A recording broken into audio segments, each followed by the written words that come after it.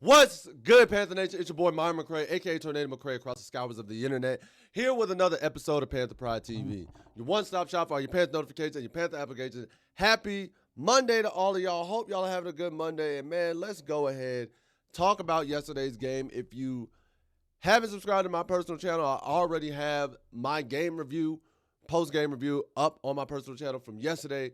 But let's go ahead and talk about it here, man, because there are quite a few takeaways I have from yesterday's game, and I want to get into it. First things first, man. Our O-line couldn't block worth to save anyone's life, bro. Nani? Our O-line was atrocious, bro. Our O-line couldn't block a deadly disease if we had a 120% cure rate vaccine ready to rock and roll. We could have a 120% effective cure to block a deadly disease, and our O-line would find some way to not block it. It'd get through. Because we only had 38 rushing yards, I want to say, total. I'm sorry, 49. 49 rushing yards total, and 38 of that came from Chuba Hubbard on 10 carries. Couldn't block for the run game to save our life. Couldn't block in the pass game for the entire first half. It was just abysmal. It was just abysmal. I don't know what was going on. I don't know what happened. The first two drives, yeah, they brought pressure. But even then, the entire first half, they didn't even have to bring pressure, and they were still making it hard for Bryce. They were still making it hard for the running backs. They made it hard for everybody. It was just trash. On the defensive side, this defensive scheme is atrocious. I'm going to call it out for what it is. This defensive scheme is atrocious. It doesn't seem to work. We're in zone coverage. It doesn't work. We're in man coverage. It ain't helping. I don't know. I genuinely had the thought process of, hey, we just may need to go to a 4-3, or we need to get somebody else's 3-4. Avero's 3-4 isn't working because not only that, it just, the play calling and the dotting up, it seems like every time we need something, it doesn't happen. Except for towards the end of the game. That defense, for most times than not, bro, we kept giving up big play after big play or opportunity after opportunity, and I hated it. And along with that, our defense can't tackle anybody. Nani? Oh, we can't tackle anybody, bro. Open field. Closed field, backfield, tackles for loss. We can't get them. J.C. Horn even missed some key tackles. One tackle he had they ran it to the left. J.C. was right there, whiffs on the tackle. Another one, J.C. just goes in, throws his shoulder, dude bounces off of him, gets 3-4 extra yards. Had J.C. wrapped up, that doesn't happen. Roseboom, dead to rights, sack on Kyler Murray, right up the middle. Clear as day. I can't even get that clear of a path on Madden. Misses Kyler Murray. Kyler Murray takes it off for a 30-yard run. We lucky that possession ended up in an interception because they got in the red zone. And we lucked out and got an interception. But had they scored a TE or whatnot, essentially to seal the game, that was the play right there. That was the opportunity. And we had multiple times where that happened. And number 4 takeaway, bro. Get Nick Scott off the field. Please. I'm begging you, Carolina. Richardson, Ransom, a free agent, anybody. Nick Scott is giving up too many big plays at the safety position every single week. I'm tired. I'm exhausted. I'm sick and tired of seeing him open up the middle. Oh, look, Trey McBride got a huge 20-yard pass right up there. Then all of a sudden they come right back. He opens up the gap between him and the sideline. Oh, look, easy post route right there in the middle of that zone where he's supposed to be for a touchdown. Oh, look, that's his man. He's not watching him. Please get Nick Scott off the field. Please get this man off the field. I'm hoping, I'm praying. I can't. Him, Trevin Wallace, I'm starting to think Christian Roseboom at this point too. Like, bro, I'm not gonna I'm mad at Roseboom, but he ain't been as bad as Nick Scott. And Trayvon Wallace has been kind of bad too. Like, I don't know what's going on, dog. It is abysmal. We couldn't pass. We couldn't cover. Mike Jackson, you upset me a little bit too. You upset me a little bit too, bro. Because granted, you were able to hold Marvin Harrison to 2 catches for 50 yards. However, there was a key one. There was a key one that led to them getting a field goal. It was 3rd down when it was still 3-7. Still 3-7. They throw y'all on a go route. It is underthrown. All you have to do is turn around. Just turn around. Like a veteran corner. And yet you keep running through Marvin Harrison while he's trying to come back for the ball. And you could see he's coming back for the ball. And for some reason, you don't just think, hey, yo, just whip my head around. Boom. I won't get a PI. No. Marvin Harrison goes through you. And then because he's going through you, he has the advantage of pulling you to make it look like you're still tackling him. They get a PI, they go right in the red zone, and you're looking at the ref like, what do you mean? He's pulling me. If you got your head around like they teach you, like they tell you, like they say in the commentator's booth every week, you get your head around when they're looking at it, the ref can't call it. The ref won't call it. So what are we doing? But overall, Mike, you did a good day. Overall, you had a solid day in coverage. But that's my one mistake I'm going to get on you, bro. And lastly, shout out to Bryce and the team still fighting to the end. Say what y'all want. Y'all can try to make up, like, oh, garbage time narrative, da-da-da-da. If you watch the whole game, you realize they never pulled out their starters. They never pulled their starters that whole game. When they went up 27-3, they did not pull their starters. So, Carolina was literally in, hey, we just got to go and got to make something shake. And they starting to make something shake. And shout out to special teams. You know what? I got to give it a huge shout out. Shout out to special teams, man. Getting our first onside kick since 2019 and giving us a chance to go downfield. Shout out special teams, bro. Shout out, because I went to that onside kick thinking, hey, yo, we might not get it, but we got it.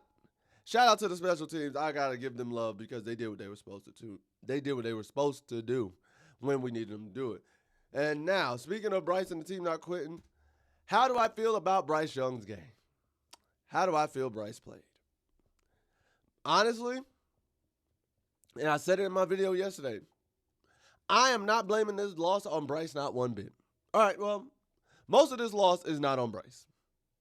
I'd say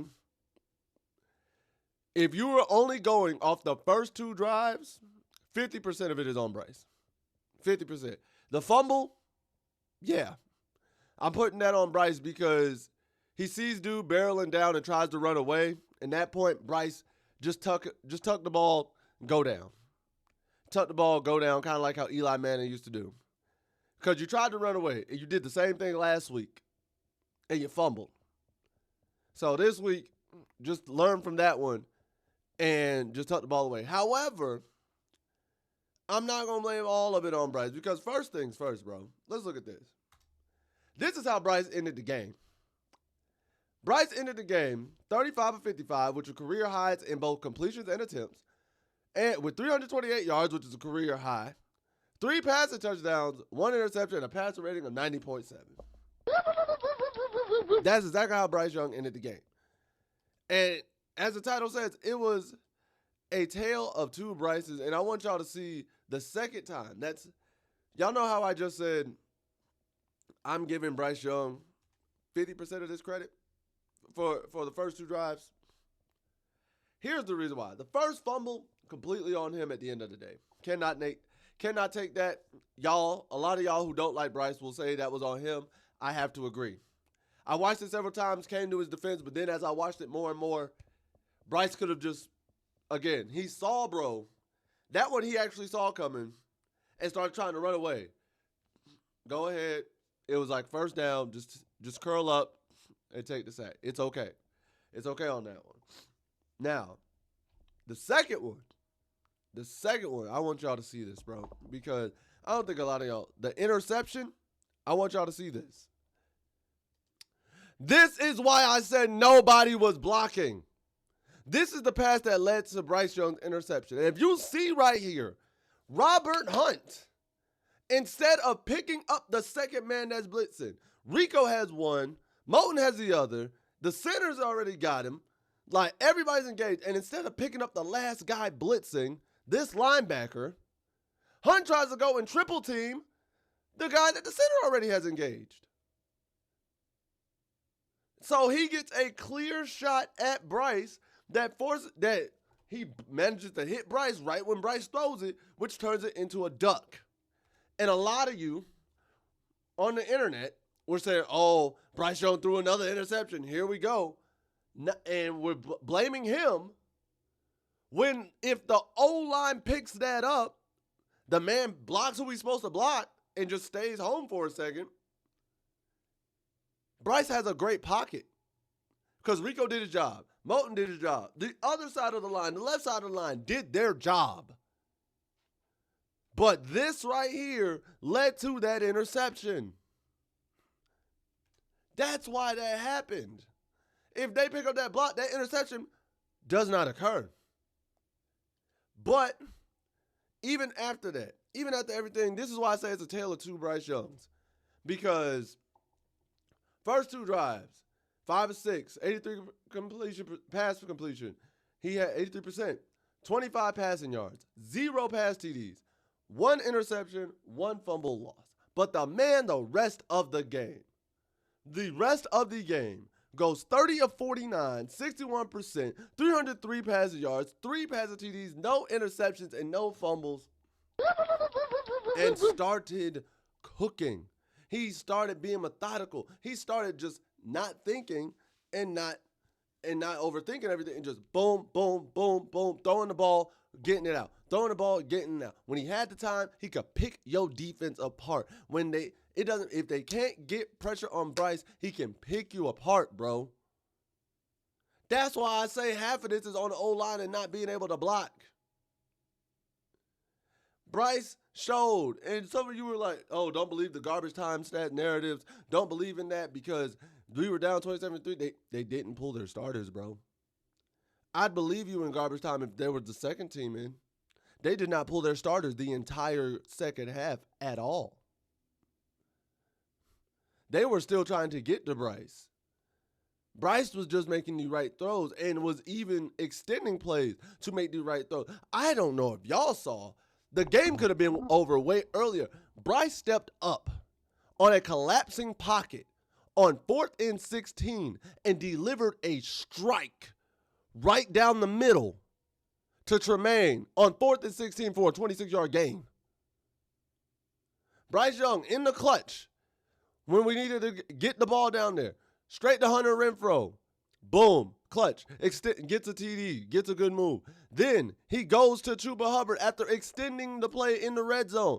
Boom. Chuba scores. Then when we get to 22, they do a RPO and Bryce Young slings it sidearm in a tight window to Hunter Renfrow on a dot. I'm telling you, Bryce can do it. He can be that guy. Y'all want to sit there and say he's a bust, and he just showed you. Yes, I'm tired of seeing flashes of Bryce. I'm tired of seeing 1 minute he's trash, the next minute he's great. I want the consistency, and I understand y'all do too. I get it, and that makes sense. But please say that. Don't sit there and say he's a big bust just because of O-line not blocking. And if O-line's not blocking, guess what? He can't do anything anyways. No quarterback can. I don't care who you are. If your O-line ain't blocking, you can't do anything anyways. But when he had the time, when he had the pressure, when he had the time and he was able to do what he does, he can ball out. Now, I will say this. The way the game ended and he had the chance to go down and score, and it seemed like every penalty under the sun was getting called on both Carolina and Arizona, Bryce started to overthink again. And that's where I will critique Bryce Young.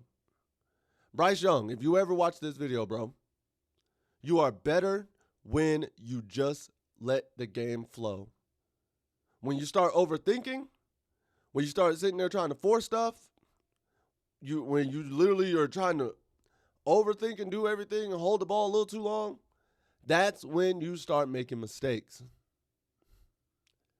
You almost threw the game away where you were running backwards, trying to overthink and trying to make a play. And I get that was fourth down, but we got bailed on a holding penalty. But that could have been a whole lot worse. We got a defensive pass interference, defensive holding that bailed us out. But you started to overthink. The pass you had to Tremaine on that final drive, great pass. The DB just made a great play. But you didn't overthink on that pass, and it was great.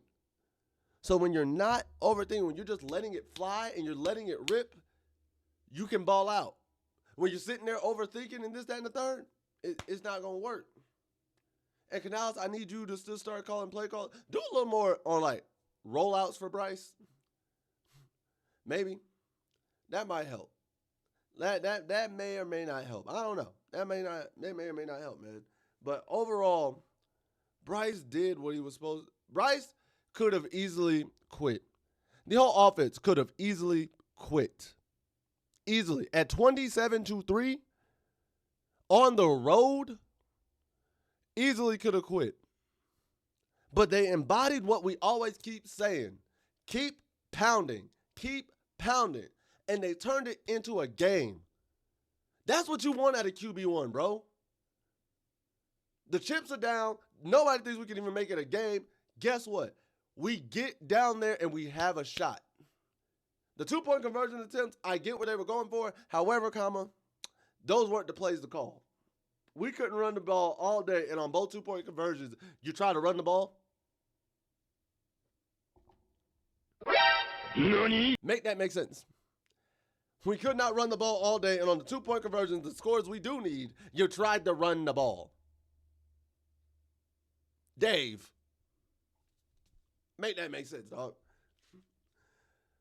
But it was historic in a sense. However, I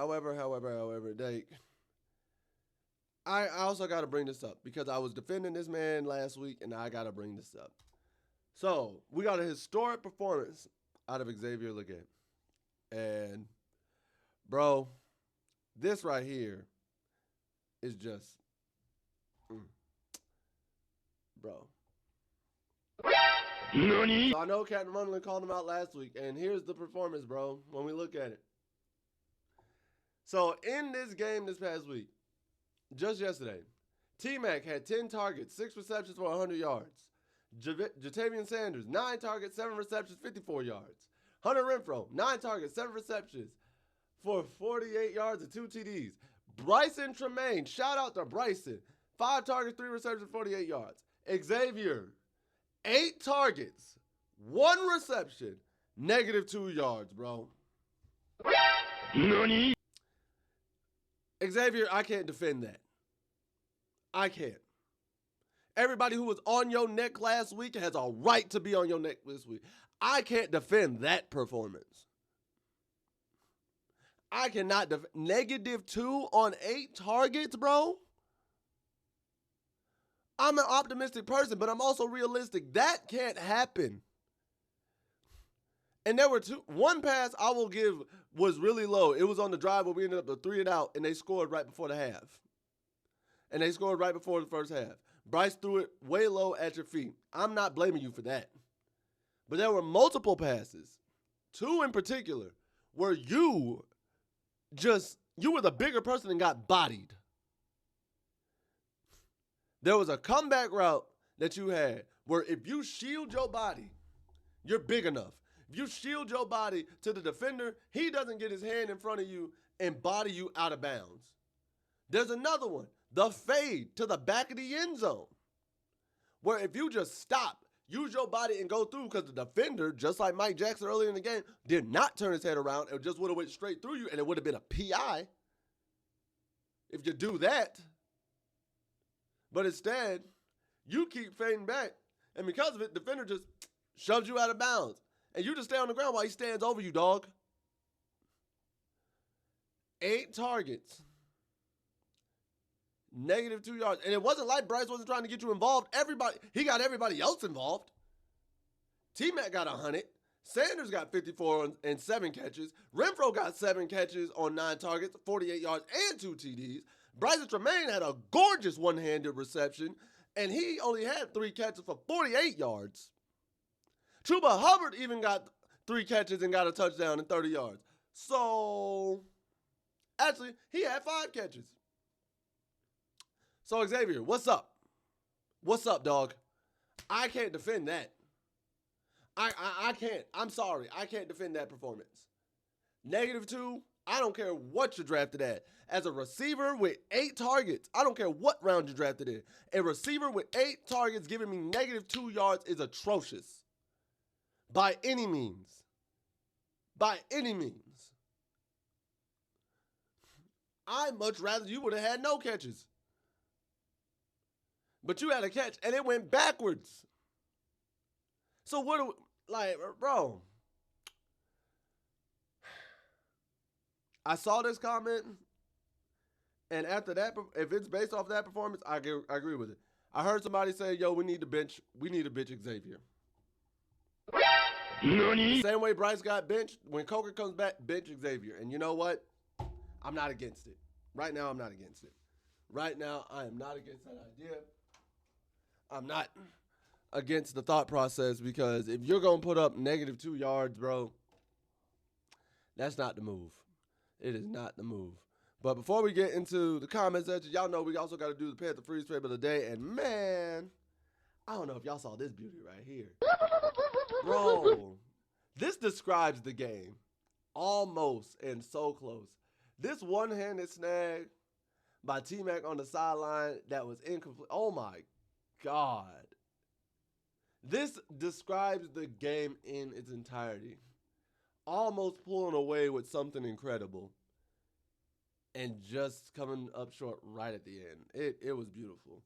But y'all know what time it is. Time for your favorite segment. Time for Panther Nation to speak their truth, man. So let's get into these comments, see what y'all had to say. And first comment comes from V2 Live 30.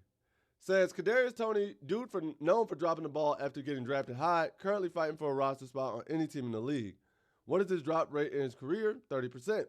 What is Xavier Legette's current drop rate? 43%. Legette nearly has the same chance of dropping the ball as he does catching the ball as he does dropping one.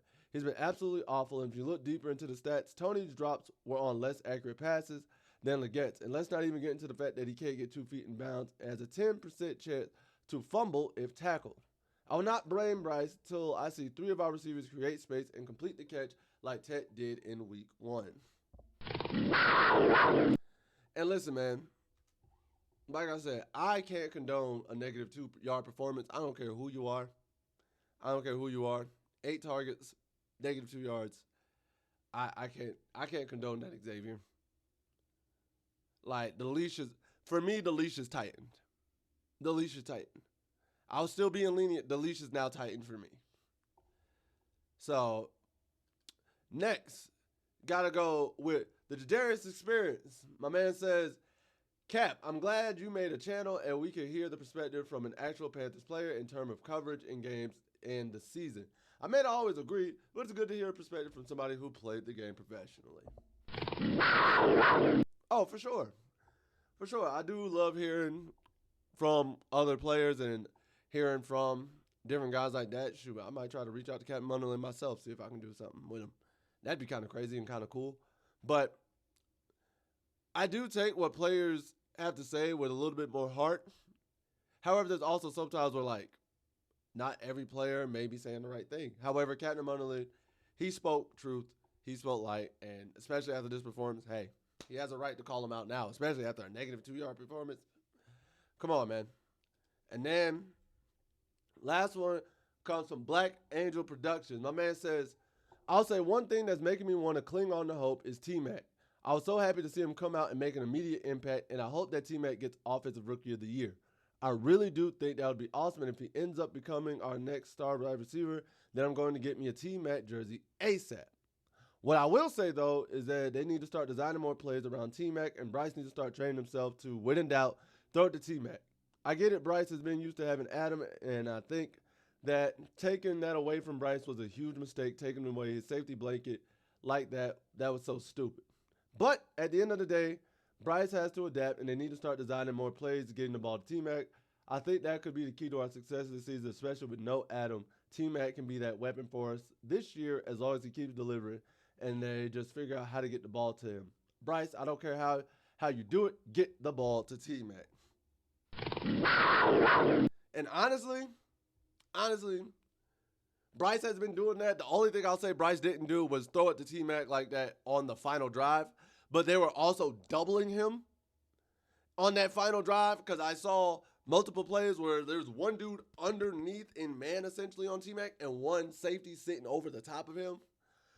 So it was like, y'all got to call the right route combo to open that up for T-Mac. And I'm putting that on the coaches because Bryce, in that situation, had he tried to force that, y'all would have looked at him and be like, why are you forcing that? You see what I'm saying? But yeah, I get it.